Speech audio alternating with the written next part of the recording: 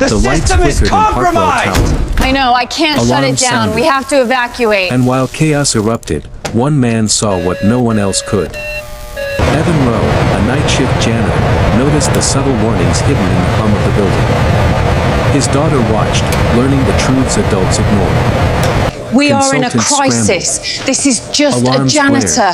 Get back to And work. Meline Cross dismissed him. He's just a janitor. Yet the building was speaking to him alone. With no one left to trust, Evan stepped forward, bypassing protocols. The building's hidden heartbeat finally had a voice. Hours later, the tower stabilized.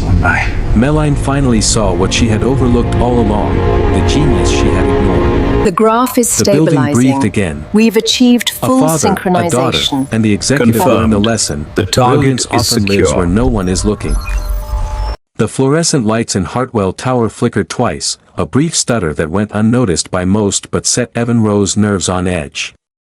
He had learned to read these subtle signals over the past 3 years of night shifts, the micro-vibrations in the west stairwell, the faint hum that shifted when the pressure in the HVAC ducts climbed just a fraction too high. The building spoke in frequencies only the patient and the attentive could hear, and Evan had become fluent in its secret language. He wheeled his mop bucket down the polished corridors, the rhythmic clatter of wheels and the occasional squeak of rubber heels accompanying him as he moved. By the time Meline Cross arrived at the operations hub 17 minutes after the first alarm, the chaos was already tangible. Screens blinked out, elevators froze mid-rise, and the central air system thumped erratically, pumping gusts of pressurized air that rattled the panels overhead. Meline, 32, impeccably dressed, moved with the certainty of someone who expected doors to open before she even reached them. Her eyes swept across the room with surgical precision, cataloging, assessing, dismissing. Each technician, consultant, and manager was scanned, measured, and placed into invisible hierarchies that determined whether they were useful or expendable. Evan noticed her glance settle on him as he adjusted a vent cover in the far corner.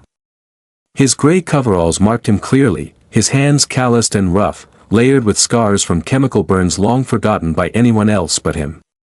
One of Meline's junior analysts hesitated, perhaps considering consulting him about the abnormal pressure patterns he had already observed.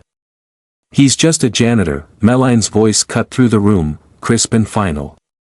The words had the weight of authority and the elegance of dismissiveness.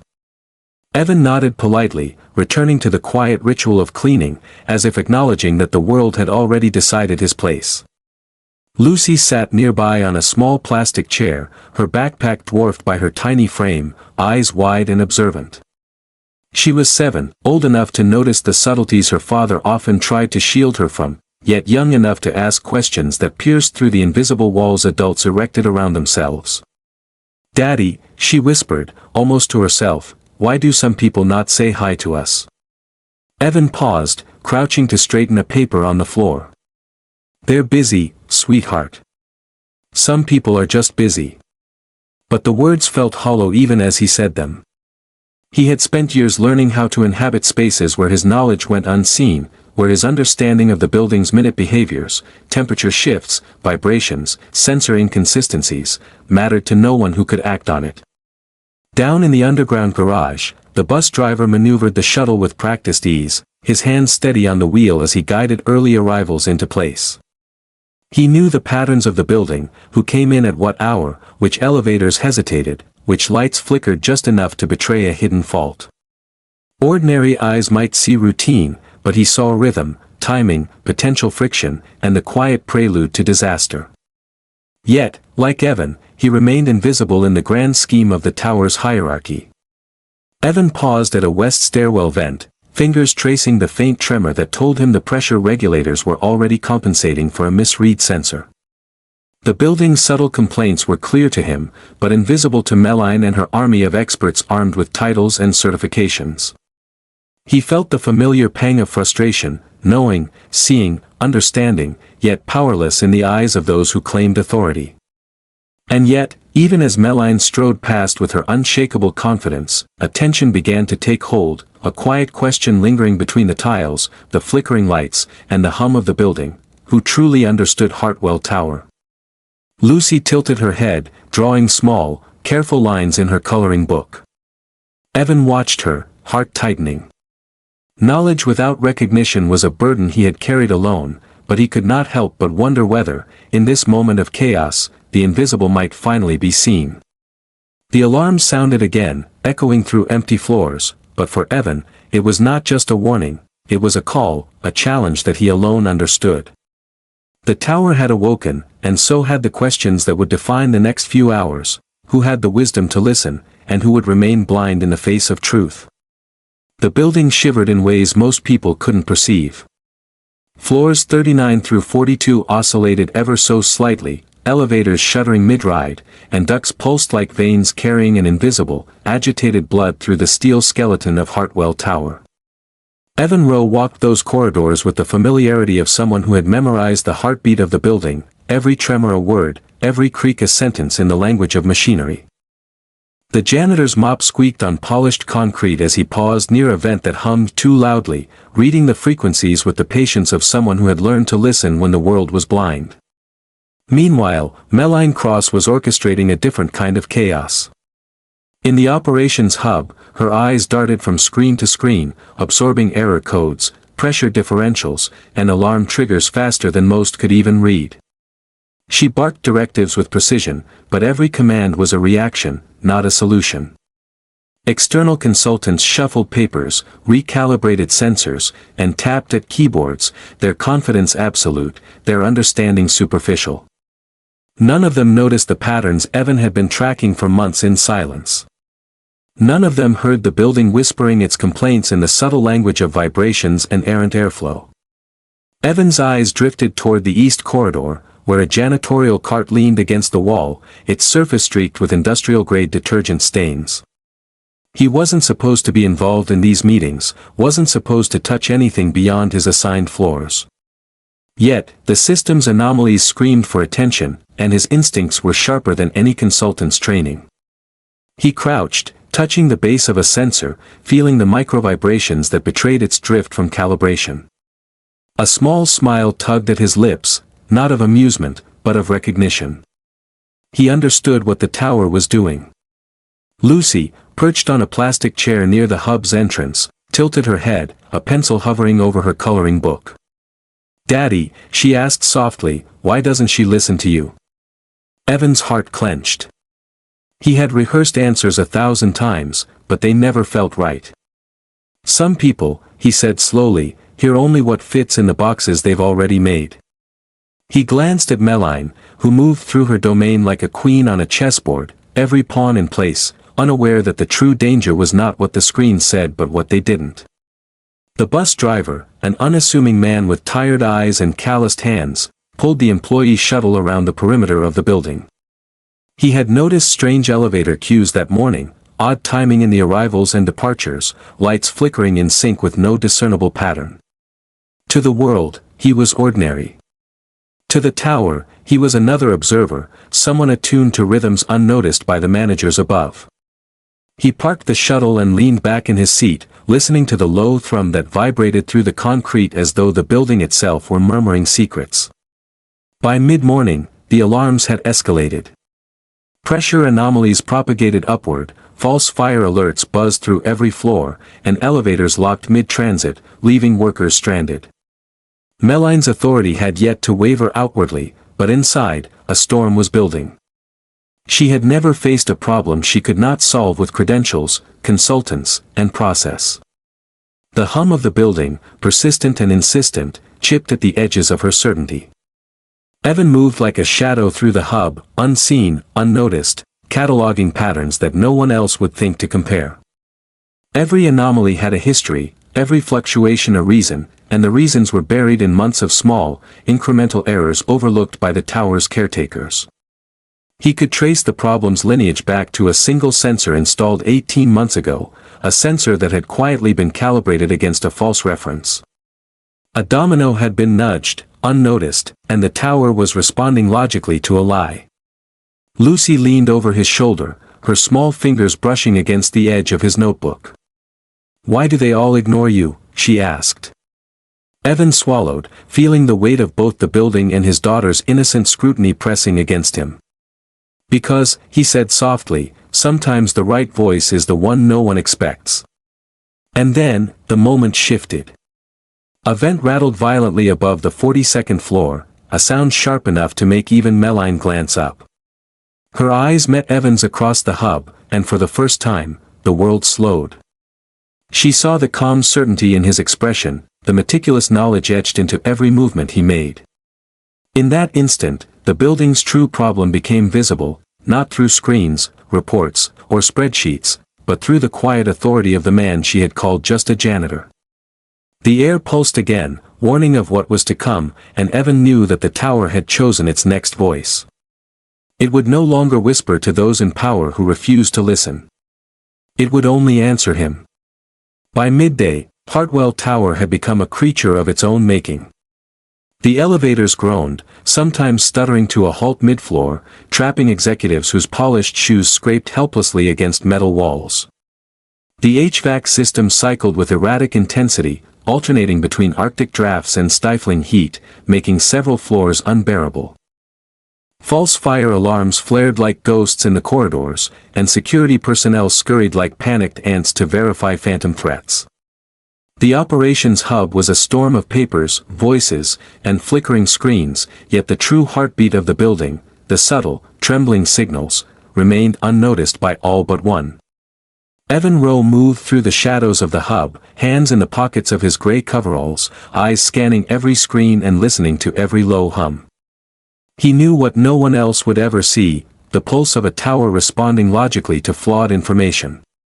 A single sensor, miscalibrated 18 months ago, had taught the system to correct for errors that didn't exist, creating an invisible feedback loop that amplified with each cycle. The consultants, armed with degrees, confidence, and high hourly rates, were chasing phantoms. They replaced components, recalculated protocols, and debated endlessly over charts, but the foundation itself remained flawed. Evan's knowledge, built over years of solitary observation, had no audience. Meline Cross stood in the center of it all, her designer suit crisp despite the chaos. She barked orders at her team, delegated tasks to consultants, and demanded updates from security personnel. Her mind worked in high-definition logic grids, yet a small crack had begun to form in her usually unshakable certainty. Every attempted fix triggered new anomalies, and each failure chipped away at the veneer of control she had always relied on.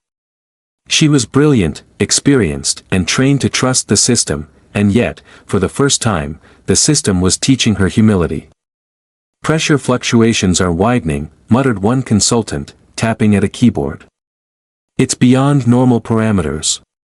We might need to isolate the floors entirely.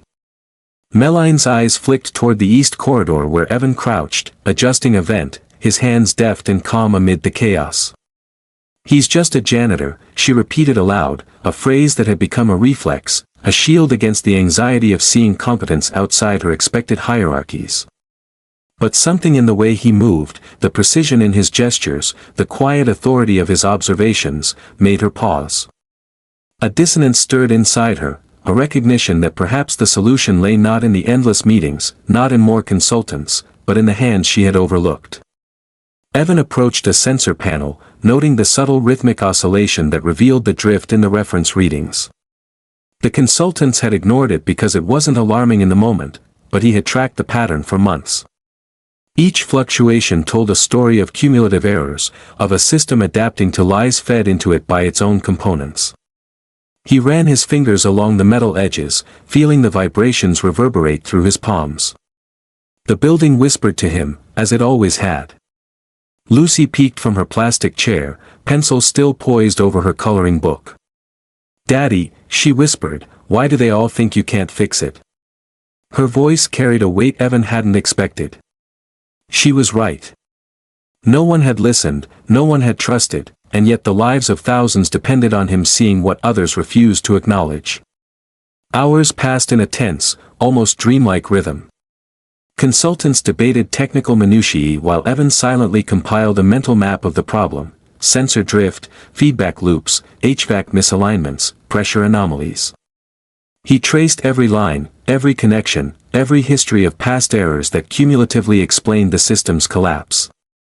The building was logical, methodical, and completely predictable, if only one knew how to listen. Finally, an alarm shrieked through the hub, louder than before, and Meline's composure fractured.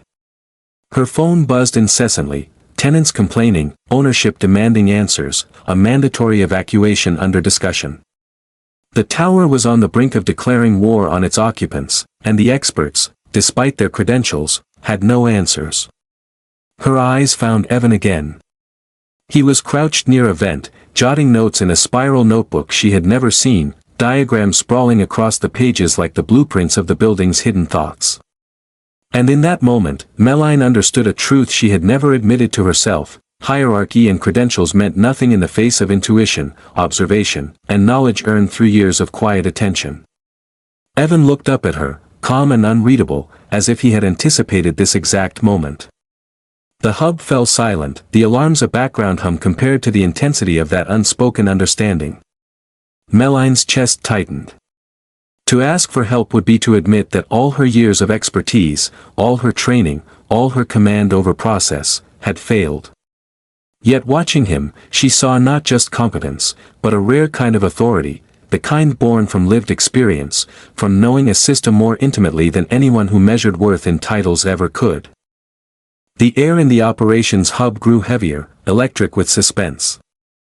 Outside the polished windows, the city went about its oblivious morning, unaware that a tower, ostensibly a monument to corporate control, was teetering on the brink of catastrophic failure.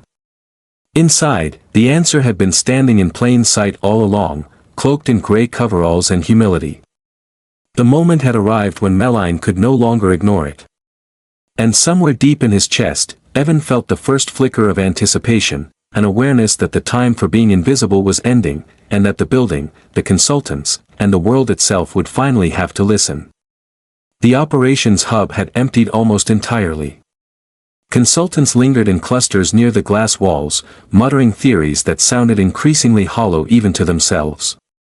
Meline Cross remained, her hands hovering over the consoles, every instinct screaming that she was out of options. The alarm still shrieked intermittently, the HVAC system pumping erratic blasts that made the room alternately chill and suffocating. And through it all, Evan Rose stood near the central control panel, gray coveralls incongruous against the sleek technology surrounding him, notebook clutched like a talisman of truth. Meline watched him for a long moment, noting the calm certainty in his posture. He moved not with the frantic urgency of the consultants, but with measured precision, the way someone who truly understood a system would move. His hands hovered over the touchscreens and keyboards, not fumbling, not hesitant, but commanding, coaxing, listening. The building responded differently to him, as if recognizing an authority that no title could confer. "Evan," she said finally, her voice low, almost fragile. "I need your help." The words cost her more than she anticipated. She had built her identity on competence, on being the person who solved problems rather than the person who asked for solutions. Admitting she needed assistance from someone she had publicly dismissed felt like a fundamental compromise of everything she had worked to become. She expected resistance, hesitation, but Evan only nodded, carefully neutral. "I need access to the central control room. I'll need authorization to bypass some of the standard protocols, and I'll need everyone to stay out of my way for at least 4 hours." Meline's throat tightened. 4 hours felt like an eternity with the building's systems in revolt. She knew the consultants would object, would try to intervene, would insist on process and credentials. "I'll clear the room," she said finally. "But if this fails?" Evan's smile was quiet, almost imperceptible. "If this fails, you'll have someone to blame who was never supposed to succeed anyway. Your reputation stays intact." The tension in the air was electric as he entered the central control room, panels glowing with data streams, error codes, and system maps. Meline posted security at every entrance, warning against intrusion. Outside the glass walls, the city continued its oblivious hum, unaware that the fate of thousands of people rested in the hands of a single man who the world had called just a janitor. Evan approached the main interface, fingers gliding across touchscreens with fluidity. He did not simply attempt to fix the system, he listened to it. He traced the pathways of confusion, followed the threads of bad data back to their source. The feedback loop was more complex than even he had anticipated, the result of 18 months of cumulative miscalibration. A single pressure sensor, incorrectly referenced from day one, had been amplifying errors in HVAC, elevators, and life safety systems. Every intervention attempted by the consultants had treated only the symptoms, never questioning the flawed foundation. Hours passed in near silence. Outside the central control room, Meline wandered the empty hub, watching monitors and occasionally glancing at the locked doors.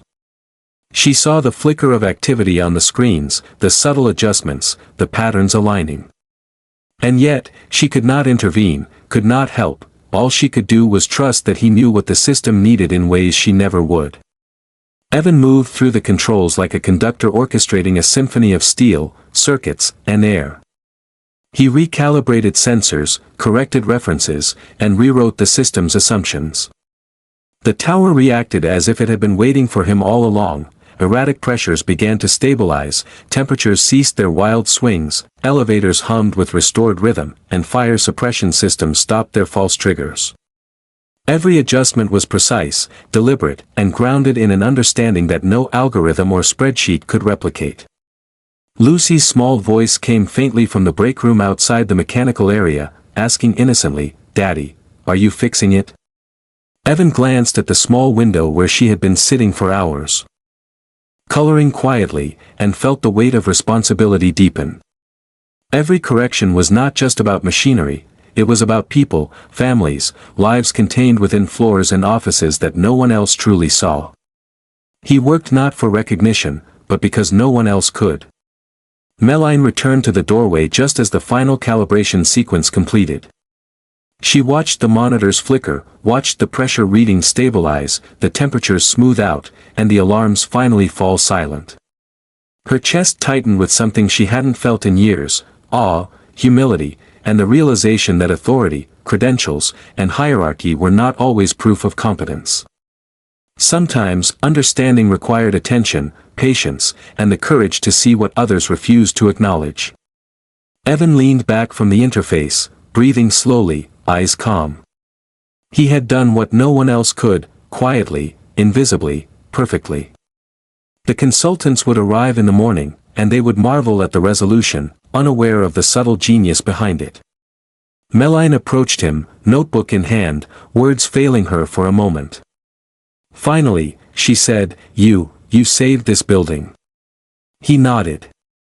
The building wasn't broken. It just wasn't being listened to.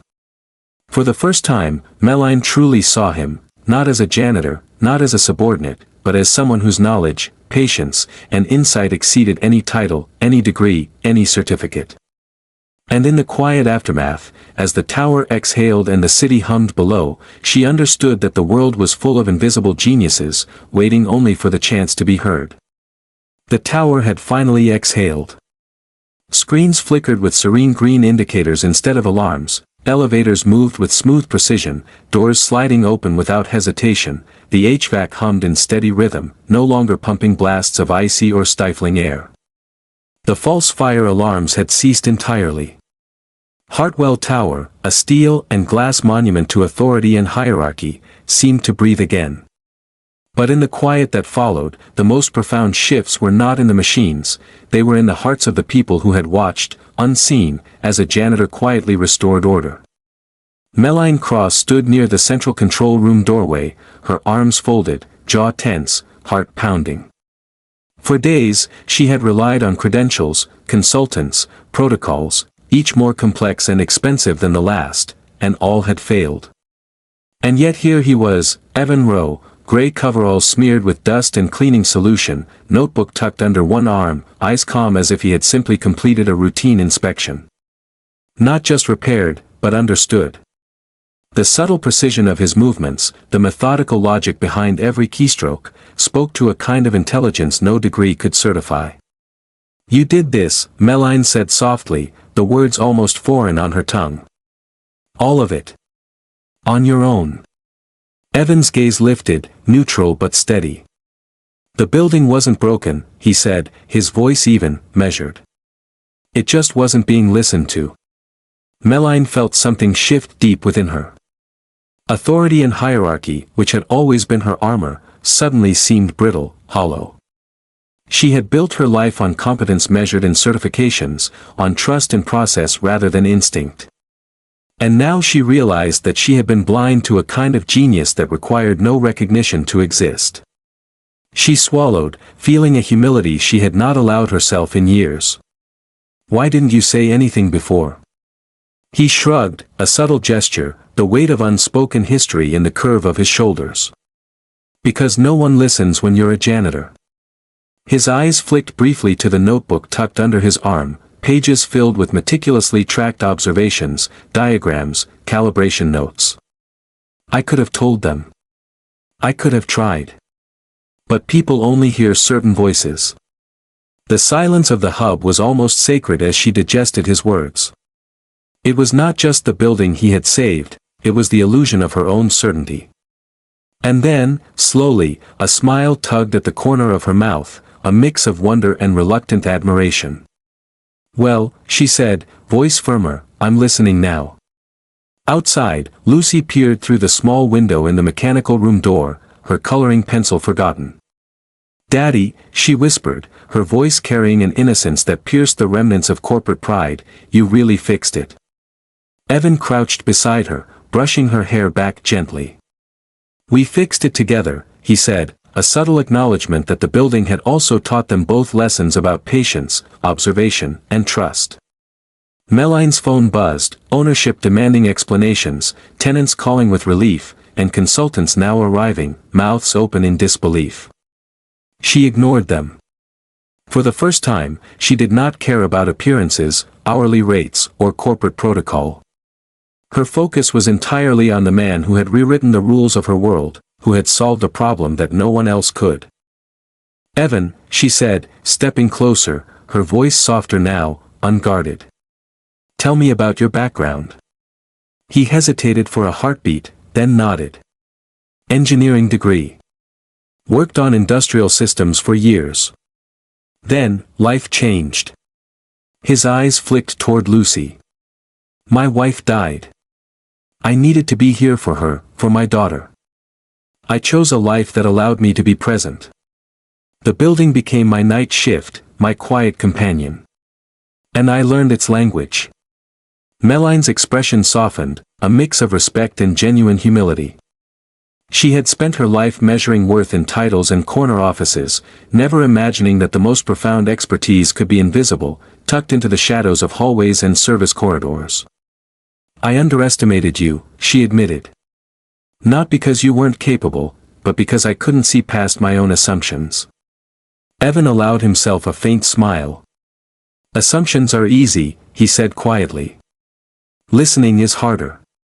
Lucy's small hand reached for his, and he squeezed it gently. "You listened," she said simply, the clarity of a child cutting through years of corporate arrogance and hierarchy.